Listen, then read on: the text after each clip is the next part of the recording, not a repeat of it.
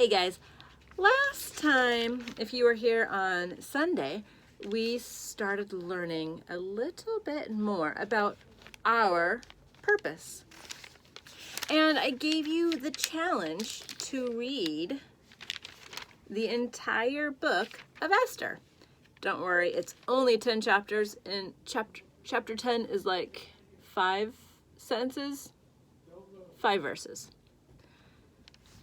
So while I was reading, I've had a couple of extra thoughts. Esther is known as a hero, but her life started out pretty rough. And what I'm opening here is something, it's a gift to me. I've never played with this. It's got all of these weird things, and they've got cords at the end, and there's a wire here. So I'm going to figure this out. And while I'm figuring this out, I'm going to share with you some of my thoughts about Esther. Now, Esther, when we first enter the story, we are told she's a Jew living in Persia. Persia is not a Jewish city. Let's try this one. This is actually a curling iron. There's things that line up. Okay. Lock. All right, we're gonna plug this in.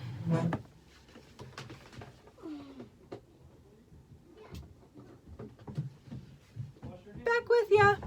All right, so we're gonna turn this on and see how long it takes to get ready. I have no idea. But Esther was living with her cousin, her uncle. I'm trying to figure out a place on where to set this so it won't touch anything else.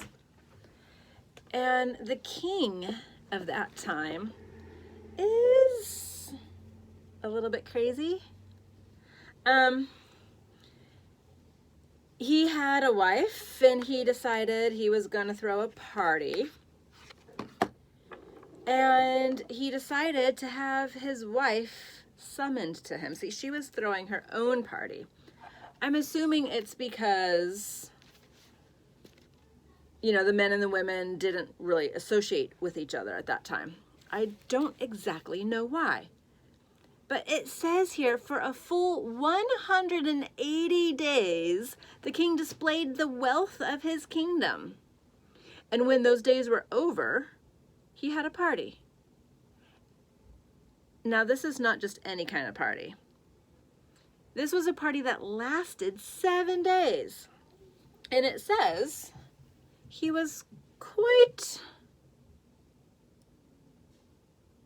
I want to do the exact quote.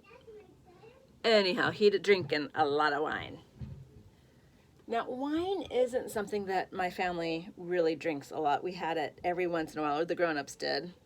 You know, a Christmas party or something. But he had so much wine. He was like, serve anybody whatever they want for 7 days. And then he says, hey, queen, come with your royal crown and parade yourself for my guests, because you're beautiful and I think you are part of this country's wealth. Now, that might sound nice, but she refuses his offer. And I don't know about you, but I wouldn't want to parade in front of anybody who had been drinking for 7 days. So she says, no, thank you. He gets a little bit angry.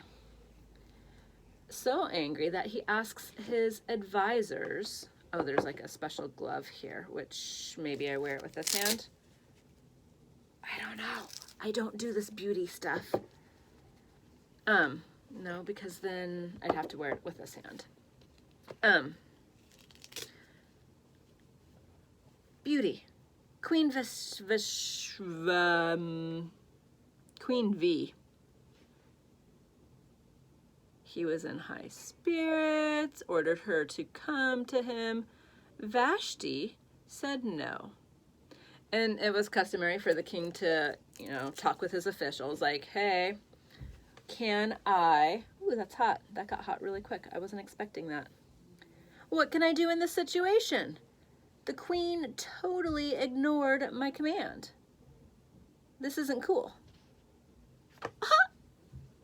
I'm not used to my hair curling. It doesn't curl very often.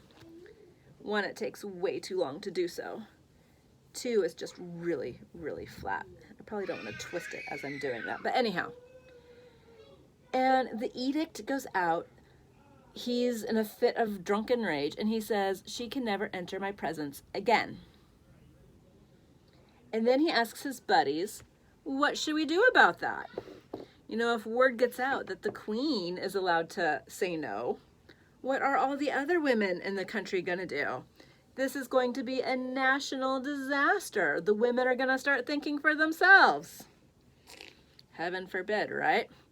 Anyhow, so they put out a letter saying the men are to be the head of their households and they can do whatever they want.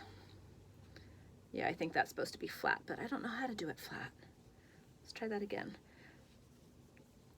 And then the king suddenly realizes, I don't have a queen anymore. I'm really glad they have these gloves.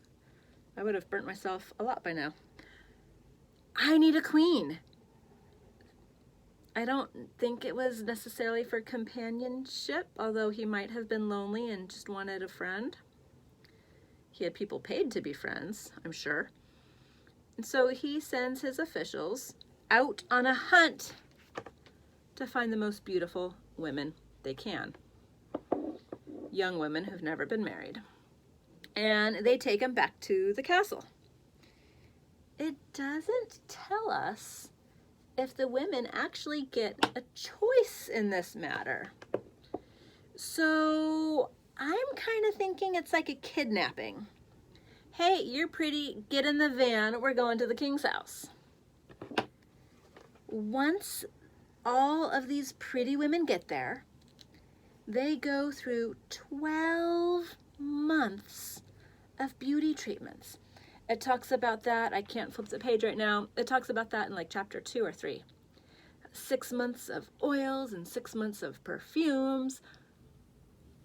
They're already pretty. They won the initial beauty contest, and now they need to go through more beauty treatments. I don't know what that's all about. Obviously, the king has some different ideas of what beauty is. Now, that's a big thing right now in our world too. Our media, our magazines, our pop stars, everybody is so quick to think other people are beautiful and not themselves. Ladies and gentlemen, I want to tell you right now, you are created in God's image. You are the most handsome and beautiful children I have ever met. I've met a lot of people. And I'm saying that because I know that God makes good things. Yeah, we all look a little funny sometimes. Yeah, we're all hard on ourselves, thinking, I don't like my moles. That's what the kids in junior high teased me for, were all the moles that are on my face. And yeah, sometimes I wish I could go to the doctor and get them removed. I probably could. But it's not really worth it to me because I'm confident that God made me me. The only reason I would get one removed was if they turned cancerous. So I want to encourage each of you guys. We can do things to make us appear different. Obviously, I'm curling my hair. I got some makeup out to put some makeup on, but the curling iron got too hot too quick, and I wasn't expecting that. We can do things, but that's not the point.